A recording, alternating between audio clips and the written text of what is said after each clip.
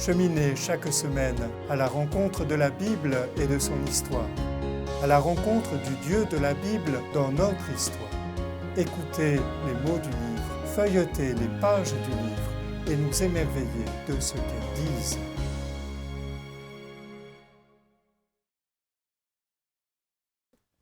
La Bible est composée d'une première série de textes formant le Pentateuque. On dit encore le livre de la loi. Il s'agit pour la tradition juive de la Torah. Les livres suivant le Pentateuque sont le livre de Josué puis celui des juges. Les juges, c'est-à-dire ces héros qui rendent justice au peuple en le libérant des oppresseurs. Contrairement au livre de Josué, celui des juges présente l'occupation du peuple en terre de Canaan comme lente et difficile.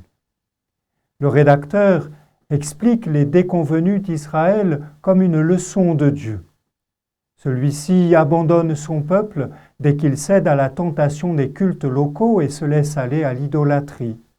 Par contre, le Seigneur d'Israël intervient en faveur des siens dès qu'ils reviennent à lui. Dieu suscite alors des libérateurs. Ces juges peuvent être de véritables figures d'épopée, par exemple Déborah, une femme, ou Gédéon, mais aussi des personnages frustes ou presque extraordinaires dont on colporte les souvenirs et les faits héroïques, Jephthé et surtout Samson. Les récits soulignent en tout cas toujours la disproportion entre les moyens humains mis en œuvre et le résultat obtenu.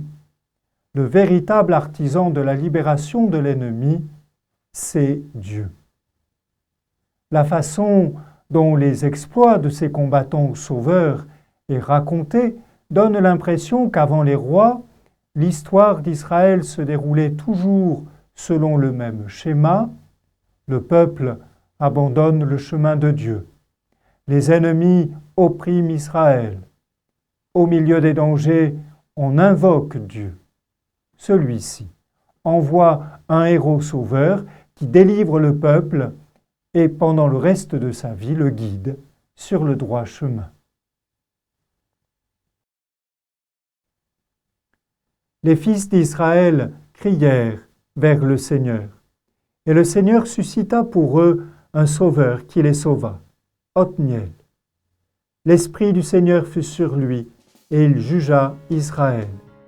Il partit en guerre, et sa main fut puissante. Le livre des Juges, au chapitre 3.